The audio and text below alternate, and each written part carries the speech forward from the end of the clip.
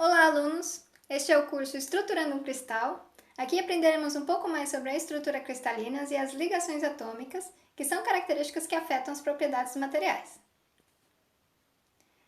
Eu vou falar sobre as diferenças entre os cristais e os amorfos, sobre as estruturas cristalinas da rede de Bravais, sobre os sistemas cristalinos existentes. Vou falar de forças interatômicas, de ligações atômicas e das três principais ligações que existem, que são as ligações iônicas, covalentes e metálicas. Para começar, o que é um cristal? Chamar um sólido de cristal não tem a ver com a transparência desse sólido. Digo isso porque às vezes se pode confundir com a ideia de pedras preciosas. As pedras preciosas, elas são cristais, mas há cristais que não são transparentes.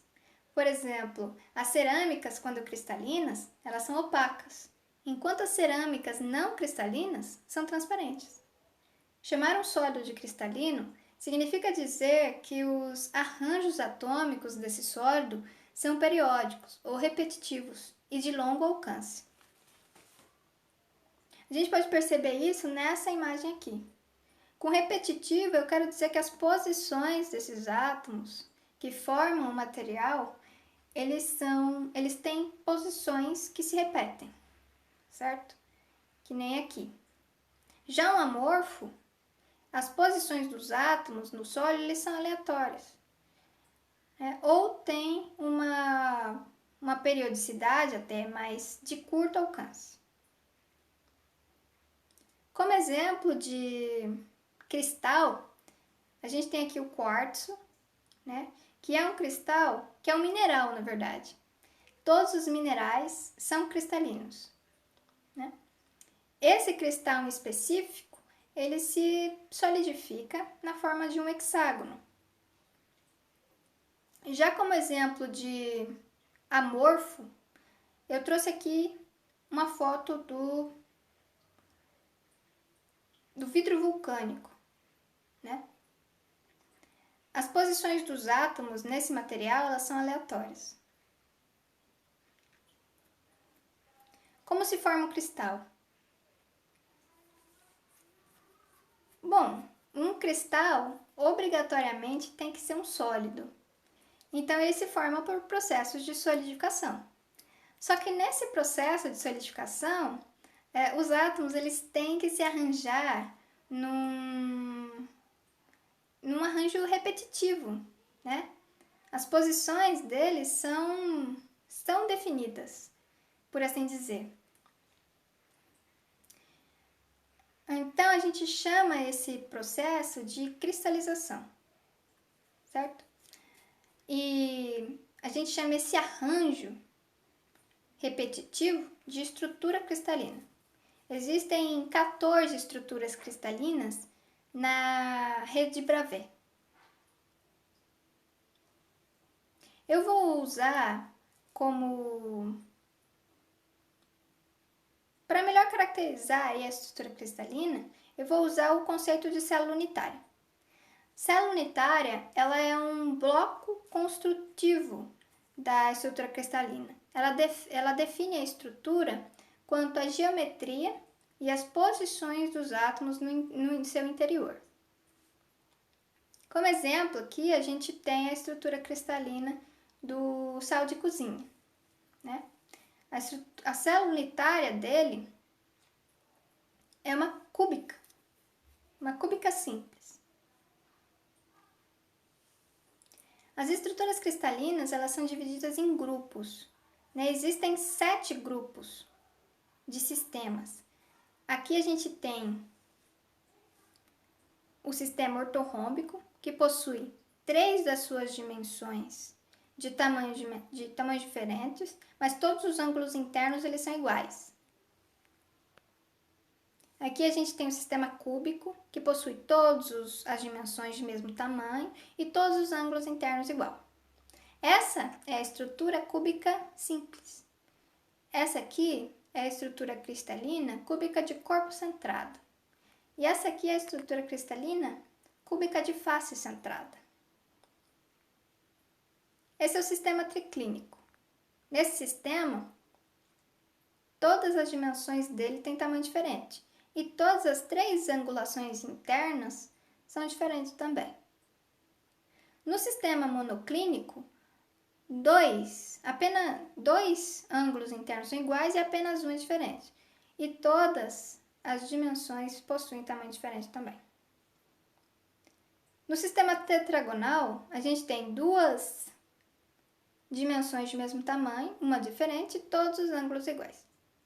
Esse é o sistema hexagonal e esse é o sistema trigonal, que possui todas as dimensões de mesmo tamanho e todos os ângulos também de mesma angulação.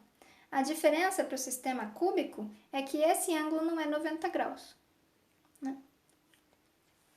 Então, percebe-se por essas imagens aqui que os sistemas cristalinos eles se diferenciam em tamanhos das dimensões deles, né?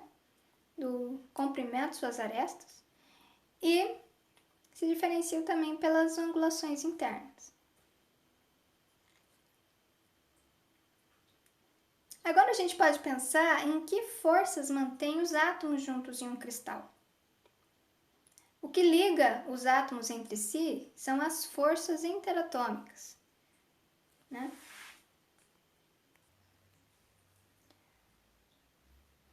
Para entender melhor, a gente pode fazer uma situação hipotética. Imagine que eu quero aproximar 2 átomos de uma distância infinita. A grandes distâncias, as interações entre esses átomos são desprezíveis. Mas à medida que eu os aproximo, eles passam a exercer uma força de atração um pelo outro. Isso porque os elétrons de um átomo se atraem pelo núcleo positivo do outro. Mas chega uma determinada distância que as camadas eletrônicas de um átomo começam a enxergar, por assim dizer, as camadas eletrônicas de outro. E aí aparece aí uma força de repulsão. Quando a somatória dessas forças de atração e repulsão forem zero, né, resultar zero, o sistema ou a interação entre esses átomos eles entram em estado de equilíbrio.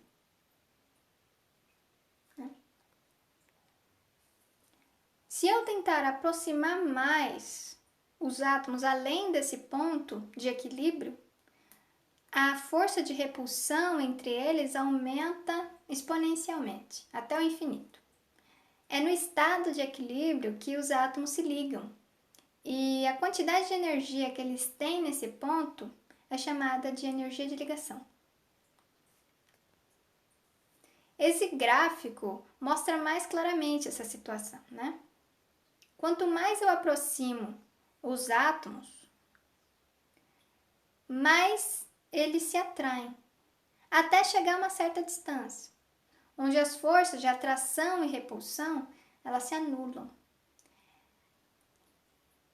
A força, ela é a inclinação da reta desse gráfico aqui. Então, nesse ponto, a força é nula. Só que a partir desse ponto, ela vai aumentando com a forma negativa, né? Com a inclinação negativa dela. Então, a força de repulsão aumenta. É isso que eu quero dizer. E dá para perceber aqui que é até o infinito.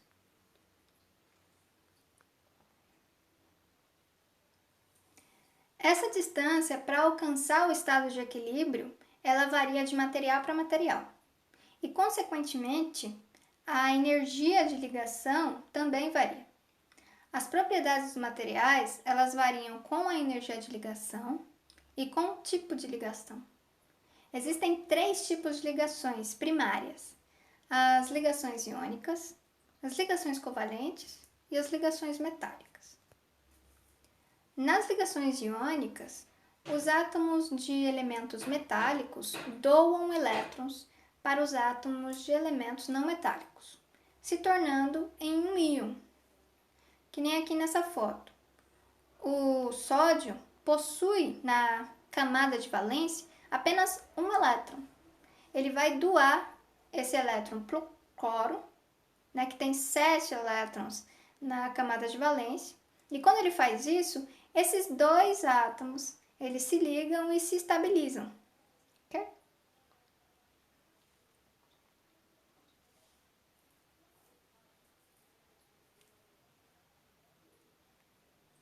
Como dito anteriormente, o tipo de ligação influencia as propriedades dos materiais. Para os compostos iônicos, os pontos de fusão e ebulição eles são elevados. Eles são materiais que não conduzem eletricidade, são duros e são frágeis. Nas ligações covalentes, os átomos de elementos não metálicos compartilham elétrons com átomos de elementos não metálicos também. Né? Pelo menos um elétron eles têm que compartilhar, que nem aqui na molécula de água. O hidrogênio ele tem um elétron na camada de valência. Então, ele vai compartilhar esse elétron com o átomo de oxigênio. E o átomo de oxigênio vai compartilhar um dos seus elétrons com o hidrogênio. Né? O oxigênio tem 6 elétrons na camada de valência. Para se estabilizar, ele precisa ter 8. Então, ele tem que compartilhar um elétron com um átomo de hidrogênio e um elétron com outro átomo de hidrogênio. Certo? Para que ele tenha no final 8 elétrons na camada de valência. E o hidrogênio tenha 2. Para os compostos covalentes, os pontos de fusão e ebulição são muito altos. Né? Eles são condutores pobres de eletricidade, são duros e são frágeis. Nas ligações metálicas, os elétrons da camada de valência dos átomos, eles não estão ligados a um átomo em particular, né? Ou seja, eles são livres para se movimentar por todo o metal. Esses elétrons servem como uma cola que mantém os núcleos iônicos unidos.